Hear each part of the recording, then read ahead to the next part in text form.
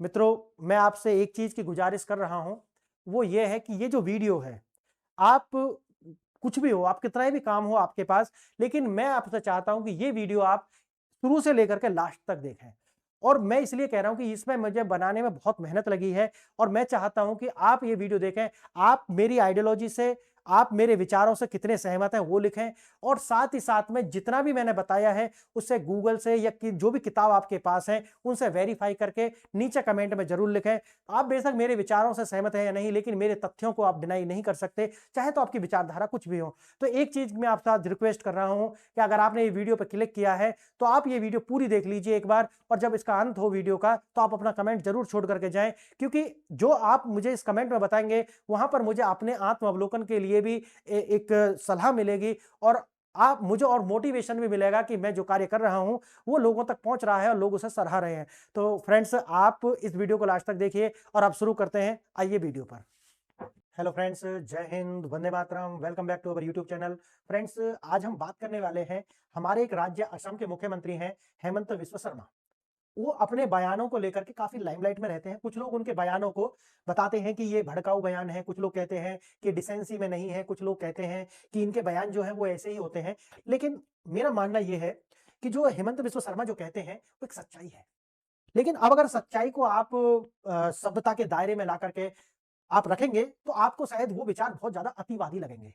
आपको लगेगा कि कुछ ज्यादा हो गया है, ज्यादा भड़काऊ से हैं कुछ बयान। लेकिन अगर आप तथ्यात्मक रूप से उनकी जड़ में जाएंगे तो आप एक चीज पाएंगे कि अगर तथ्यात्मक रूप से अगर हेमंत विश्व शर्मा जी के बयान देखे जाएं तो बिल्कुल सच्चे हैं। वो जो कहते हैं वो इंटैक्ट विचार है, याद रखना। अच्छा, दो चीज बात आती है, अगर आप को मैं बताऊं तो दो बात हैं जो आपके सामने भी आएंगी और सब दुनिया के सामने है। एक है कि हम सभ्य बने रहें, हम एक लिमिट में रहें। एक और दूसरा है, हम आगे हमारा जो भविष्य है वो सुरक्षित हो या हमारा जो अस्तित्व है वो बचा रहे। आप अगर दो विचार आपके सामने या दो ऑप्शन आपके सामने आ जाएं कि आपको सभ्यता सभ्य बना रहना है ताकि लोग आपको एक सभ्य कहें और कहें कि भाई ये आदमी बहुत बढ़िया है ना, ये अच्छा लड़का है। और दूसरा ये है कि आपके हित हों, कि आप जो है काम के बदले पैसा मांगे। जैसे एक अच्छा लड़का बनने के लिए भी सभी के लिए आसानी से उपलब्ध रहो, कोई आपको जहां भेजा हो आप वहां चले जाओ, आप उनके काम के लिए कभी ना करो। ठीक है। दूसरा है, वही लड़का बुरा हो जाएगा अगर वो कहेगा कि आप मुझे वहां भेज रहे हो तो वहां तक के इतने रुपए लगेंगे, आप मुझसे ये कार्य कराओगे तो इसके इतने रुपए लगेंगे। क्लियर है। अब अच्छा और बुरा अपने हित के हिसाब से होता है कि अगर आपके हित को कोई व्यक्ति साध रहा है तो वो अच्छा है आपके लिए, और अगर वो आपके हित को नहीं साध रहा है तो वो बुरा है।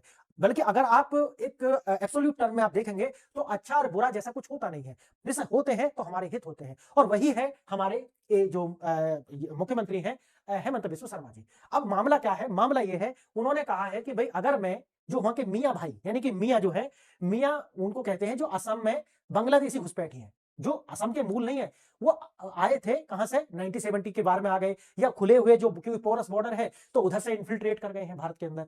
तो ये जो है आजादी के तुरंत बाद से ही शुरू हो गया था। उसके कारण मैं आपको किसी और वीडियो में बताऊंगा, क्योंकि वो मानते हैं, क्योंकि जब पाकिस्तान और भारत से जो विभाजन हुआ था, पाकिस्तान दिया गया था, तो उनकी डिमांड थी कि पूरा का पूरा असम जो है और नॉर्थ ईस्ट जो है वो पाकिस्तान को मिलना चाहिए। समझ गए मेरी बात। तो इसे लेकर के अभी भी अब जब बांग्लादेश में ये सारा कुछ हो रहा है तो क्या कह रहे हैं कि सेवन सिस्टर को काट देंगे। भारत के अंदर भी एक जो सीए वाले जो प्रोटेस्ट था, जेएनयू प्रोडक्ट, वो क्या कह रहा था एएमयू में जाकर के कि अगर हम इतने लोग हो जाएं तो हम जेएनयू को काट देंगे, और वो अभी जेल में है, उसके हितैषी जो है बेल के लिए घूम रहे हैं। आइए अपने विचार पर चलते हैं, आपका मुद्दा जो है। और मुद्दा मैंने बताया कि मुद्दा यह है कि उन्होंने कहा है कि अगर मैं मियां भाई को 1 लाख रुपए भी दे दूं तो मुझे वोट तब भी नहीं देंगे। अब ये जो विवाद है, ये जो बयान है, ये आप इसे विवादास्पद भी कह सकते हैं, विवादास्पद हो गया, या आप कह सकते हैं कि जो वो कह रहे हैं अगर फैक्ट पे आप जाएंगे तो सत्य है। क्लियर। आइए अब देखते हैं असम में ऐसा वो बोल क्यों रहे हैं। क्योंकि असम के अंदर जो जनसांख्यिकी है, जो डेमोग्राफी है, और आप जानते होंगे कि डेमोग्राफी ही हमारी डेस्टिनी है। अगर डेमोग्राफी चेंज होगी तो एक सभ्यता को मिटा करके ही तो दूसरी सभ्यता आगे बढ़ रही है। जैसे आप देखेंगे कि ये मुस्लिम बहुल वृद्धि देखिए आप, 2001 में 6 ऐसे जिले थे जहां पर, या 6 ऐसी कॉन्स्टिट्यूएंसी थी जहां पर जो मुसलमान थे वो लगभग कितने थे, 6। फिर 2011 में यानी कि 6 स्थानों पर, असम के अंदर 6 स्थानों पर वो बहुमत में थे। फिर 2011 में कितने हो गए, 9। फिर 2025 में कितने हो गए, 11। और 2027 में कितने हो गए, 15। यानी कि 2000 में 6 बहुल जिले थे जो कि 2027 तक 15 हो गए। अब समझिए, 6 से हो गए कितना, 15। कितना बढ़ गया भाई, 2.5 गुना करीब, है ना। तो 2.5 यानी कि इतना गुना बढ़ गया। अब आप मुझे समझिए, अब इसमें क्या है कि अगर ये कह रहे हैं कि 50% मुस्लिम आबादी होने पर समुदाय जीवित नहीं रहेंगे, देखो ये वाला, ये जो उनका बयान है, ये वाला भी आप समझ लीजिए। आज मैं आपको पूरी तरीका से जो तथ्य हैं उन्हीं के आधार पर आपको समझाने वाला हूं, और मैं चाहूंगा कि आप कोई भी हैं, आप किसी भी विचारधारा को मानने वाले हैं, इनकी विचारधारा जब मैं कहता हूं तो मैं कहता हूं कि किसी भी धर्म, मजहब, जाति, संप्रदाय को मानने वाले हैं, तो आप मेरी बात थोड़ा सा अपना जो तटस्थ होकर के सुनिए। आप थोड़ी देर के लिए मानिए कि मेरा कोई विचार नहीं है, अभी मैं इसकी बात सुन लेता हूं, फिर जाकर के फैक्ट चेक करूंगा यूट्यूब या फिर गूगल पे, जहां से भी आप कर सकते हैं, फिर उसके बाद मैं आकर के कमेंट करूंगा कि तुम तो झूठ बोल रहे हो। नहीं समझे? बहुत सारे लोग आकर के नीचे लिख देते हैं कि तुम तो फेक न्यूज दे रहे हो, तुम तो ये कर रहे हो, तुम तो नफरत कर रहे हो, तुम तो देखो, इससे मुझे तो कोई फर्क नहीं पड़ता, लेकिन मैं आपसे जरूर कहूंगा कि आप जाइए, कमेंट करने से पहले पहले तो सब पढ़िए, फिर पढ़ने के बाद आइए, तथ्य दीजिए मुझे, कमेंट में आप उसे कॉपी पेस्ट कर दीजिए कि मैंने जो बोला है वो गलत है, ठीक है? तब मैं आपकी बात मानूंगा। अब आइए, 50% मुस्लिम आबादी होने पर दूसरे समुदाय जीवित नहीं रहेंगे, ये उन्होंने बोला है। सीएम शर्मा ने इस राज्य की मूल आबादी के लिए अस्तित्व का संकट बताया है। अब इन्होंने ऐसा बोला है तो ये क्या है? ऐसा उन्होंने बोला है तो क्यों बोला है? आप आज जाइए और गूगल पर सर्च कीजिए कि अफगानिस्तान में आज से 100 साल पहले या आज से 150 साल पहले उनकी जो पॉपुलेशन थी, उनका रेशो क्या था? देखना, 1800 के आसपास आप देखोगे तो 70-80% वहां पर कौन थे? बौद्ध थे, बौद्ध। और बौद्ध का जो बामियान, में तुमको पता है कि बुद्ध की सबसे बड़ी मूर्ति अगर दुनिया में कहीं थी तो अफगानिस्तान के बामियान जगह है, वहां पे थी। अब आप सर्च कीजिए कि 1800 के आसपास पॉपुलेशन क्या थी, और आप सर्च करके चौंक जाएंगे। आप देखेंगे मोर देन 70 और 80% आपको दिखेगा कि वहां पर बुद्धिस्ट थे, यानी कि हिंदू थे, और आपको 10-15% जो वहां पे कौन दिखेंगे? मुसलमान दिखेंगे। अब आप इसी तरीका से जाइए और सर्च कीजिए कि पाकिस्तान के अंदर 1947 में कितने हिंदू थे, और अगर आप उनका और भी डाटा कहीं से निकाल सकें, गूगल पे अगर है, या फिर आप किसी किताब में पढ़ते हो, सीताराम गोयल साहब की किताब, जो बड़े इतिहास कर रहे हैं, पढ़िए उन्हें और उनको वेरीफाई कीजिए अलग अलग रिसोर्सेज से। फिर आप जानेंगे कि अगर ऐसा सोच सके कि आप कितने सिख थे, कितने बौद्ध थे, कितने हिंदू थे, हिंदू में कितने राजपूत थे, जाट कितने थे, पंडित कितने थे, आप पूरा उसका डेटा निकालिए, और फिर आप 2025 में आइए, और फिर आप देखिए कि किस प्रकार से उनके बीच का जो तुलना है कि वो कहां गायब हो गई। समझ गए? फिर आप बांग्लादेश में जाइए, 1971 में देखिए कि बांग्लादेश में कितने हिंदू थे। फिर अगर उनका आप अलग अलग बायोडाटा निकाल सके कि कितने जैन थे, कितने बुद्ध थे, कितने पारसी थे, कितने, ये सब निकालिए आप। फिर इसी तरीका से आप इस्लामिक के जो 57 मुल्क हैं, लगभग कितने दुनिया में? 57 मुल्क हैं। फिर वहां जाइए, फिर देखिए कि वहां पर पहले, यानी कि लगभग 1800 से शुरू कीजिए, 1800 के आसपास वहां किसकी पॉपुलेशन कितनी थी, और फिर आज देखिए कि 2025 में वहां पर किसकी पॉपुलेशन कितनी है। अब फिर आप सब कुछ करने के बाद फिर भारत में आइए, फिर आप भारत में आइए, और यही आंकड़ा आप भारत में लगाइए कि 1800 के आसपास पॉपुलेशन का जो रेशियो था वो क्या था सभी का। अगर आपको मिले तो ये काम मेरा भी और आसान हो जाएगा, तो आप करके देखना कि भारत में 1800 के आसपास जो पॉपुलेशन है वो किस किस का कितना है। और यहां से करने के बाद में 1947 पे आइए। 1947 में इसलिए कह रहा हूं कि ये एक बहुत बड़ी त्रासदी थी 1947, भारत का विभाजन हुआ, और उस टाइम पर आप देखिए कि भारत में जो कम्युनिटीज हैं उनका रेशो क्या है, यानी कि कितने मुसलमान हैं, कितने जैन हैं, कितने पारसी हैं, कितने सिख हैं, कितने बौद्ध हैं, ये सबका आप निकाल के देखिए। और ये इजीली अवेलेबल है, क्योंकि अब तो चैट बोट आ गए हैं, अब इतनी दिक्कत है नहीं। अब गूगल नहीं, आपको आप चैट जीटीपी से भी जाकर के, या फिर जहां से भी आप, परप्लेक्सिटी, कहीं से भी देखिए आप। अब आप अगर ये देखें, अब इसमें ये देखना, अब मजे की बात जो मैं आपको बता रहा हूं, क्योंकि मैं इनके बयान से जोड़ूंगा इसे। अब आप इसमें ये देखिए कि भारत में मुसलमान कितने थे 47 में। फिर आप देखिए, क्योंकि हमारे यहाँ तो जनगणना हर 10 साल में हुई रही है, तो हर जनगणना में आप उनके डाटा आराम से देख सकते हैं। फिर आप ये देखिए कि 61 में कितनी है, 71 में कितनी है, 81 में कितनी है, 91 में कितनी है ना, और 2001 में कितनी है ना, और 2011 में कितनी है, और अभी 2027 में आई जाएगी। ठीक है, 2011 तक का आपके पास डेटा है। आप क्या करना, इनकी तुलना करना, और अब देखना कि जो मुस्लिम कम्युनिटी है वो कैसे बढ़ी है, और मुस्लिम ही नहीं, जैन कितने बड़े हैं, हिंदू किस गिरोह से बड़े हैं, उसी तरह से जैन किस गिरोह से बड़े हैं। अब आपको इनका जो ये बयान है, ये जो बयान इनका है, ये समझ में आएगा कि ये कह क्या रहे हैं।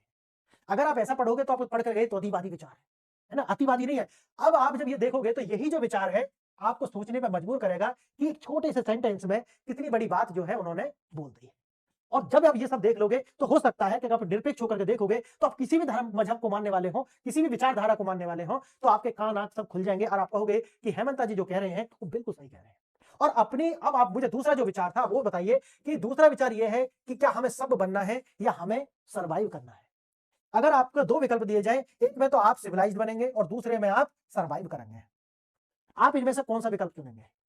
मैं तो चुनूंगा कि मैं सर्वाइव करूं। आप शायद बहुत ज्यादा सिविक हो तो आप कहेंगे कि नहीं जी, सर्वाइव क्या बेशक खत्म हो जाए, मैं तो बहुत बड़ा गांधीवादी हूँ। और जैसे उन्होंने कहा था कि दांत के नीचे जीभ दबा करके खत्म हो जाओ, और उन्होंने ये भी कहा था कि सारे जो हिंदू हैं उनको अगर मुसलमान मारते भी हैं तो मर जाना चाहिए, क्योंकि एक नई सभ्यता का फिर उदय होगा। तो मैं, अगर आप बहुत बड़े गांधीवादी हैं तो फिर तो आप क्या है भाई, क्या चुनोगे? आप सब बने रहे, दुनिया आपको बुरा ना कहे, है ना। और मैं जो है थोड़ा सा अलग टाइप का हूं, मैं चुनूंगा मैं सर्वाइव करूं। अब सर्वाइव करने के लिए वैसे तो देखो कोई कितना ही बड़ा गांधीवादी बनता हो, लेकिन ये है कि जब जान पर आती है तो हर व्यक्ति क्या सोचता है कि सर्वाइव करो, है ना। चींटी भी होती है ना, जो गिलहरी भी होती है ना, अगर आप उसको पकड़ लो तो पंजे मारती है हाथ में, क्यों? क्योंकि वो भी सर्वाइव करना चाहती है। तो असलियत जो है, मैं तो थोड़ा प्रैक्टिकल व्यक्ति हूं, तो मैं कहता हूं कि मैं तो सर्वाइव करूं, ठीक है। अब सर्वाइव करने के लिए हाथ पैर मारने हो तो आप सामने वाले को नहीं देखते कि वो जिंदा बचेगा, क्या करेगा क्या नहीं करेगा, लेकिन आप सर्वाइव करने के लिए फिर अपनी जान लगा देते हो। डूबता व्यक्ति दूसरे को भी डुबा देता है, नहीं समझे। अगर एक डूब रहा है व्यक्ति, दूसरा व्यक्ति उसकी मदद के लिए कूद जाए तो वो उसके कंधों पर सवार हो जाता है, क्यों? क्योंकि उस टाइम वो सर्वाइव करना चाहता है। समझ गए मेरी बात, जो प्रैक्टिकल है। अब देखिए इनका विचार अब आपको समझ में आ गया होगा कि मतलब क्या है। और उन्होंने ये कहा कि मियां मुसलमान जो हैं उनको मैं अगर लाख रुपए भी दे दूं तो भैया वो मुझे वोट नहीं देंगे। और उन्होंने एक बार ये भी कहा था कि भाई मुझे इनका वोट नहीं चाहिए, क्योंकि इनके जो वोट लेते हो तो उसकी जो कीमत होती है वो बहुत भयंकर है। मुस्लिम जब वोट देता है उसकी जो कीमत चुकाता है वो बहुत भयंकर है, समझ गए। जो पॉलिटिकल पार्टी इनका वोट ले रही है, आप समाजवादी पार्टी को देखिए, वो अखिलेश यादव भी देखे ना किस तरह के बयान देते रहते, क्या सच्चाई नहीं जानते? वो अपने राम मंदिर नहीं गए, सोचो आप। कांग्रेस के जो नेता हैं वो राम मंदिर जाने से बचते हैं, क्योंकि वोट बैंक, क्यों? वोट लेना। तो जब वो वोट देते हैं तो आपको सब कुछ छीन लेते हैं, समझ गए। अब देखिए, आइए अब इधर असम का अस्तित्व संकट, डेमोग्राफी, राजनीति और हेमंत बिस्व शर्मा का निर्णायक स्टैंड। आंकड़े और विश्लेषण के माध्यम से एक मुख्यमंत्री के विवादित, देखो यहाँ क्या विवादास्पद बयानों के पीछे की सच्चाई। अब आप इसे विवादास्पद कहोगे या सर्वाइव कहोगे, अब आप इसका डिसीजन खुद लें। अगर मैं 1 लाख रुपए भी दे दूं तो मुसलमान मुझे वोट नहीं देगा, यह वही है जिन्होंने हमें मियां मुसलमान कहा है, ठीक है। अब आइए, बयान का संदर्भ सिर्फ एक टिप्पणी नहीं बल्कि एक सीधा जवाब था। एक पत्रकार ने मुख्यमंत्री शर्मा से सवाल किया कि महाराष्ट्र की तरह योजनाओं की तरह मुस्लिम समुदाय को भी वित्तीय लाभ देंगे। मतलब उनका एक इंटरव्यू था, वो है, मैं बता दूंगा आपको। तो उसमें उन्होंने, जो पत्रकार थे, उन्होंने पूछा, शर्मा ने जवाब क्या दिया कि अगर मैं उनको पैसा दे दूं, भाई महाराष्ट्र के अंदर वोट मिल गए, ठीक है, लेकिन मियां मुसलमान वोट नहीं देगा, चाहे मैं कितनी बड़ी स्कीम ले आऊं, वो वोट हमें नहीं देगा। अस्तित्व का संकट, शर्मा का सबसे बड़ी चिंता क्या है? अस्तित्व। अब हो क्या रहा है, अगर मुस्लिम आबादी 50%, अब ये जो बयान है इसका जो मैंने आपको बताया है, अब आपको समझ में आ गया कि अगर 50% से अधिक हो गई तो फिर वही होगा जो बांग्लादेश, जो अफगानिस्तान, जो पाकिस्तान, यानी कि सफा चट, मामला खत्म। देखो, यह बयान असम में डेमोग्राफी परिवर्तन से उत्पन्न हुआ समस्याओं को दर्शाता है। अगर भारतीय मुसलमान बनाम मियां मुसलमान, भारत के नागरिक है, मियां मुसलमान कौन है, मैंने आपको बताया था। अब है भारत के मुसलमान। वैसे मैं आपको बताऊं, ये एक डिफरेंशिएट लोग करते हैं। और अगर आप सच्चाई जानोगे तो सच्चाई ये है कि मुसलमान सिर्फ मुसलमान होता है। वो असम का मुसलमान, बंगाली मुसलमान, या फिर सऊदी अरब का मुसलमान, अमेरिका का मुसलमान, या फिर वो ब्रिटेन का मुसलमान नहीं होता। आप देख रहे होंगे कि जब जो 7 अक्टूबर का जो अटैक जो हमास ने किया था, और निर्दोष बच्चों को, छोटे छोटे बच्चे, उनको ओवन में रखकर के उबाल दिया, छोटे छोटे महिलाएं, उनका मतलब किस तरीके से उसकी वीडियोग्राफी भी करी गई साथ में, पूरी की पूरी मुस्लिम कम्युनिटी ने उसकी कोई निंदा नहीं करी। ना तो इंटरनेट पर आकर के, ना ही अपने अपने देशों में प्ले कार्ड लेकर के निकले, बल्कि जब जैसे ही इजराइल ने उन पर अपने बचाव के लिए अटैक किया तो पूरी दुनिया के अंदर ऑल आइज रफा और ऑल राइज इधर उधर उधर होने लगे। और भारत के अंदर भी प्ले कार्ड लेकर के लोग सामने आ गए कि भाई फिलिस्तीनी बच्चे बचाओ, फिलिस्तीनी गाजा के बच्चे बचाओ। अब आप देखिए, इसीलिए मैं कहता हूं कि जो लोग ये भेद करते हैं वो मुसलमान और मुस्लिम कम्युनिटी के साथ गलत करते हैं। क्यों? क्योंकि वो उसमें उम्मा का कंसेप्ट है। ये जो आप कहते हो कि मियां मुसलमान है, भारतीय मुसलमान है, ये जो विभेद है, मुसलमान ऐसा नहीं मानते। और अगर ऐसा मानते होते तो आप देखिए ना, आप जो पाकिस्तान है उसके लिए यहाँ पे सहानुभूति है, समझ गए। आपने अभी मूवी आई थी धुरंधर, धुरंधर में आपने देखा होगा कि आरफा खानम जैसे जो लोग हैं, यहाँ के जो मुस्लिम पत्रकार हैं, उन्हें पाकिस्तान की इमेज की चिंता है। तो आप सोचिए कि अगर ऐसा नहीं होता तो क्या वास्तव में वो इस तरह के कार्य कर पाते? नहीं। इसीलिए उनमें चलता है उम्मा, यानी कि जो उम्मा है, उम्मा का जो चुम्मा है, वो एक, मैंने कई सारी वीडियो में बताया कि वो एक फ्रॉड कॉन्सेप्ट है। क्यों? अगर ऐसा होता तो पाकिस्तान ईरान और अफगानिस्तान पे क्यों अटैक कर रहा है? अगर ऐसा होता तो डॉलर लेकर के इजराइल और अमेरिका से पाकिस्तान जो है वो अफगानिस्तान पर भी अटैक कर रहा है। वो हमास के जो लोग हैं उनके जो हथियार गिराने के लिए पाकिस्तानी आर्मी जाकर के हमास से लड़ रही है। ऐसा होता तो फिर क्यों? तो सच्चाई जो है वो अलग है। तो यहाँ पे जो देख रहा है कि भाई ये भारत के मुसलमान है, साझा संस्कृति, कहाँ है? वंदे मातरम नहीं गाएंगे, नहीं समझे। तो ये जो फ्रॉड है ये सारे, कि भारत के मुसलमान नहीं, मुसलमान मुसलमान है, समझ गए मेरी बात। और ऐसा वो मानते हैं। मुझे लगता है कि अगर हम उनको अलग करके देखते हैं तो जो उनका कंसेप्ट है उम्मा का, वो हम उनके साथ गलत करते हैं। उनको एक करके देखना चाहिए, और क्योंकि वो अपने आप को एक करके ही देखते हैं, इसीलिए तो भारत में आंदोलन होते हैं, है ना। चिंता के पीछे के आंकड़े और दशकों तक डेमोग्राफी बदलाव। मुख्यमंत्री शर्मा की चेतावनियां दशकों से चल रही जनसंख्या वृद्धि और रुझानों पर आधारित है। असम में मुस्लिम जनसंख्या जो मैंने आपको बताई थी कि 1961 में अगर आप देखोगे तो देखना कितना है, 25% के अप्रोक्सीमेट है ना। 20, ये जो 20% तो यहाँ देखो यहाँ पे, तो 61 में जो है लोग 24-25% है।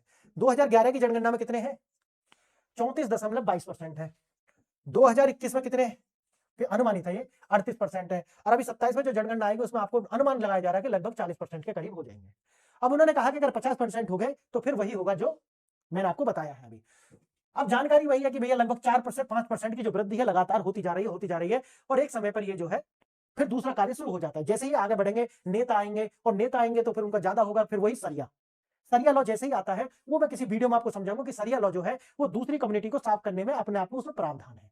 ठीक है, आप नई अपने मंदिर नहीं बना सकते, आपको जजिया कर देना पड़ेगा, मतलब इतने रिग्रेसिव जो है प्रावधान है कि वहां पर दूसरी कम्युनिटी का अस्तित्व बच ही नहीं सकता किसी भी तरह। एक पीढ़ी या 2 पीढ़ी के बाद वो खत्म हो जाएंगे, समझ गए।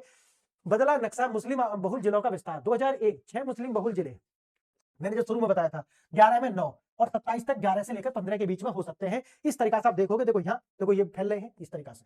ठीक है, धीरे देखो यहाँ पे देखो इन्हीं जिले में इंटैक्ट थे, धीरे धीरे देखना यहाँ पे आगे बढ़े और लगभग अब पूरे असम के अंदर कहीं कम, और देखो यहाँ तो देखो पूरा है, ये पूरे जहाँ एकदम दिख रहा है ना, ये तो पूरा है, यहाँ पे भी है ये सारा। तो डेंसिटी आप देखिए इनका। अब आगे देखिए, अब ये है जिलों की जमीनी हकीकत। जनसंख्या का संतुलन बिगड़ रहा है। 2011 की जनगणना तक जिले में जो डेमोग्राफी है वो पूरी तरह से बदल गई है। जैसे मैंने आपको बताया दरांग में कहां तक पहुंच गई है, लगभग 64% वहां हो गए हैं। मौरीगांव में कहां है 52%, बोगांव में कहां है 52। अब आप समझिए कि अगर इतनी आबादी हो गई, अब यहाँ सोच रहे हैं कि अगर इतनी आबादी है तो यहां से जो चुनने वाला जो भी सांसद या विधायक होगा कौन होगा। आप बिल्कुल कॉमन, मुझे नहीं पता, लेकिन मैं बिल्कुल कह सकता हूं कि एक मुसलमान होगा। आप जाकर के सर्च कीजिए, मुझे वहां पर लिख के बताइए, नहीं नहीं सर आप गलत बता रहे हो, तो हिंदू है। नहीं समझे। अब देखना आप धुबरी बेरपेटा नवगांव, धुबरी बेरपेटा नवगांव, इनमें जो है जिलों में 50 से 70% तक की आबादी है।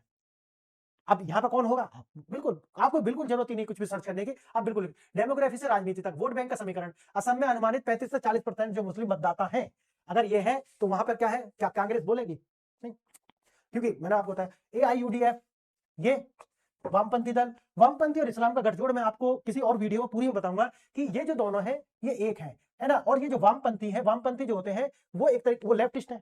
अब आप जो है वैसे तो फ्रेंच रिवॉल्यूशन में शायद ये सारा कुछ करा गया कि राइट विंग लेफ्ट विंग, लेकिन आइडियोलॉजी जो है वो लेफ्ट हो या फिर ये जो कम्युनिस्ट हो, इनकी सेम ही है।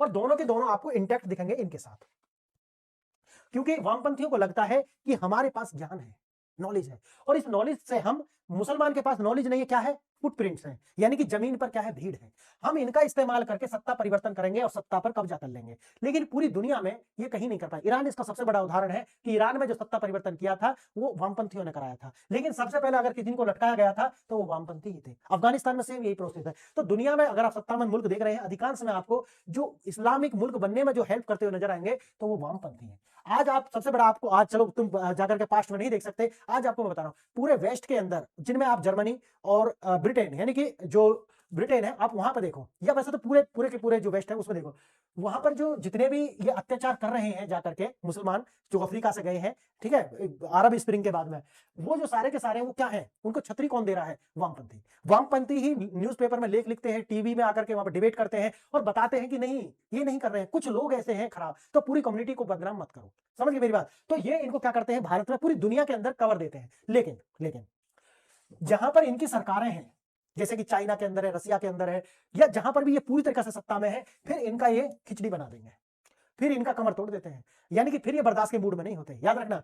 लेकिन जहां पर दूसरी कम्युनिटी है, यानी कि जैसा अब तुम, सबसे बड़ा एग्जांपल आपको मैं बताता हूं, इंडिया के अंदर सबसे ज्यादा बहुमत कौन है अभी, हिंदू है, इसलिए आपको ये और ये और ये तीनों आपको इंटैक्ट दिखेंगे, यानी कि लेफ्ट, फार लेफ्ट और ये इस्लामिक जो संगठन है ये सारे, यानी कि चाहे तो ये AIUDF हो, मुस्लिम लीग हो, चाहे AIMIM हो, जितने भी और दल हैं, चाहे वो समाजवादी हो, चाहे वो आप भारत के अंदर जितने भी हैं जो लेफ्ट की आइडियोलॉजी, या इंडी गठबंधन आप देख लेना, उसमें जो अधिकांश जो दल है, अधिकांश सारे ही लगभग दल वो लेफ्ट विंग को ही रिप्रेजेंट करते हैं, क्योंकि लेफ्ट विंग ने जो हिटलर ने जो किया उसको भुनाने के लिए पूरे के पूरे विश्व में यही जो आइडियोलॉजी बेकी कि जो राइट विंग है वो खराब है।